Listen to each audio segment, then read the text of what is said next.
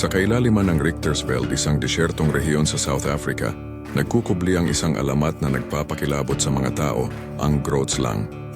Sinasabing nilikha ito ng mga sinaunang Diyos, isang nilalang na kalahating elepante at kalahating ahas, napakalaki at mapanganib.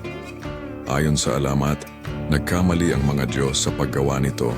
Sobrang lakas at tuso kaya't nagdesisyon silang hatiin ito sa dalawang nilalang, elepante at ahas. Ngunit isang nilalang ang nakatakas at nanatiling buo na nagtatago sa isang malalim at madilim na kuweba na tinatawag na Wonder Hole. Pinaniniwala ang puno ito ng mga diamanteng tinatago ng Grootslang, kaya maraming naglakas loob na hanapin ang yaman.